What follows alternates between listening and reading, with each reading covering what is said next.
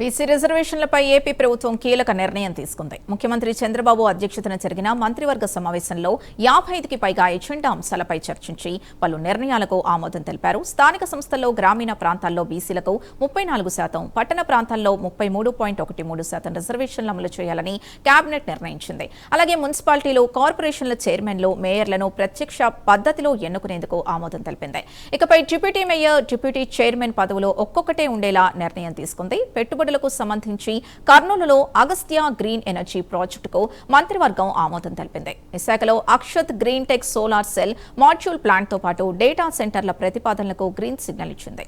తిరుపతి, సూర్యలంక, కేశరపల్లి, కాకినాడలో స్టార్ హోటళ్ల ఏర్పాటు కూడా కేబినెట్ ఆమోదం తెలిపింది.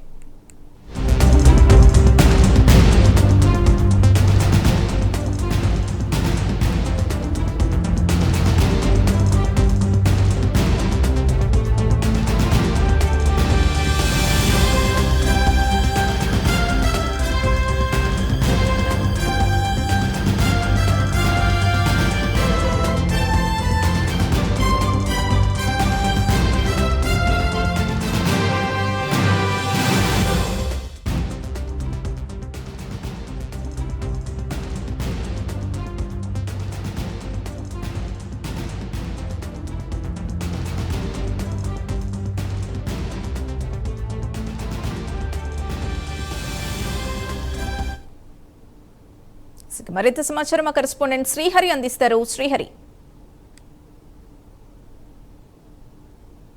ఏదైతే ప్రస్తుతం అమరావతి ఏదైతే అంటే కేబినెట్ సమావేశంలో ప్రధానంగా సీఎం చంద్రబాబు బీసీ రిజర్వేషన్లకు సంబంధించిన అంశం పైన ఈరోజు కేబినెట్లో అయితే చర్చించారు. అయితే దీనిపైన కేబినెట్ ఆమోదం కూడా తెలిపింది. దాంతోపాటు ప్రధానంగా అంటే గ్రామీణ ఏదైతే స్థానిక సంస్థల నేపథ్యంలో గ్రామీణ ప్రాంతాల్లో దాదాపుగా అంటే బీసీలకు 34% రిజర్వేషన్లు కల్పించడంతో పాటు ఏదైతే ఎన్నికల సమయంలో ఇచ్చిన హామీ 10% పెంచి వారికి ఇవ్వాలనేది 34% ఏదైతే ఉందో బీసీల రిజర్వేషన్కి సంబంధించిన దానిపైన ఈరోజు ఏపీ కేబినెట్ ఆమోదం తెలిపింది. దాంతోపాటు ఇప్పుడు జరుగుతున్న అసెంబ్లీ సమావేశాల్లో కూడా దీనిపైన ప్రత్యేకంగా ఒక బిల్లుని ఏర్పాటు చేసి ఆ బిల్లులో కూడా వారందరికీ కూడా చట్టబద్ధత కల్పించేలాగా ఈ చర్యలు అయితే చేపట్టబోతున్నారు. అంటే గతంలో ఎస్సీ ఎస్టీలకి అంటే కేంద్ర ప్రభుత్వం నుంచి అటు కేంద్రం నుంచి వచ్చే రిజర్వేషన్లు కూడా ఎక్కడా కూడా తగ్గించడానికి అవకాశం లేదు కాబట్టి ఎవరి మధ్య కూడా వ్యత్యాసాలు లేకుండా బీసీలకు రాష్ట్ర ప్రభుత్వం అంటే రాష్ట్రం నుంచి ఇచ్చే పర్సంటేజ్ ఏదైతే ఉందో అది 34%కు పెంచాలని చెప్పని భావించింది. అయితే ఈ నేపథ్యంలోనే ఈరోజు ఏపీ కేబినెట్లో దీనికి ఆమోదంతో పాటు అదేవిధంగా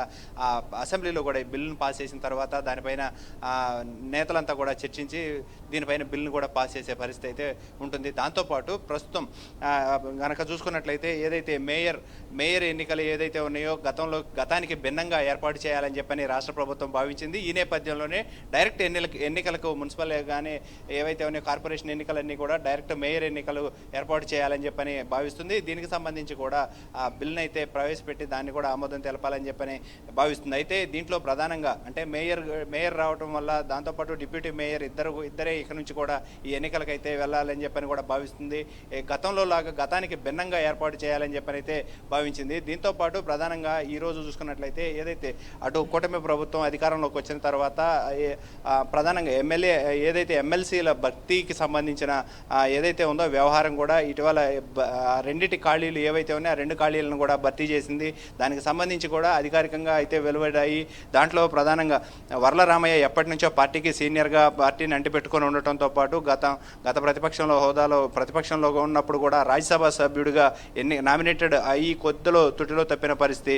అయితే ఆయనకి ఎప్పటి నుంచో పదవిని కల్పించాలని చెప్పని కూడా భావిస్తుంది అధిష్టానం. ఈ మేరకు ఎమ్మెల్సీ పదవిని అయితే ఆయనకి ఒక ఎమ్మెల్సీ స్థానానికి అయితే ఆయన పేరును ఖరారు చేశారు. దాంతోపాటు ఏదైతే ప్రస్తుతం అనంతపురం జిల్లాకి చెందిన పాల్వాయి రమాదేవి అనే ఆమె మహిళ ఎవరైతే ఉన్నారో ఆమె కూడా అంటే ఆమెను ప్రధానంగా చూసుకున్నట్లయితే అంగన్వాడీ టీచర్లు ఎవరైతే ఉన్నారో అంగన్వాడీ టీచర్ల మొత్తానికి కూడా అంటే అనంతపురం జిల్లా 4 జిల్లాలకు కలిపిన అనంతపురానికి చెందిన పాల్వాయి రమాదేవికి మరో ఎమ్మెల్సీ స్థానాన్ని అయితే ఖరారు చేసింది. అది అధికారికంగా మరి కొద్దిసేపట్లో కూడా వెలువడే అవకాశం ఉంది. అయితే ఈ మేరకు మొత్తంగా అంటే అటు ఒక బీసీకి ఒక ఎస్సీకి కల్పించడం ద్వారా అటు ఏదైతే ఎస్సీ బీసీలందరికీ కూడా సమన్యాయం చేస్తున్నట్టుగా ముందుకైతే తీసుకువెళ్తుంది పార్టీ అధిష్టానం.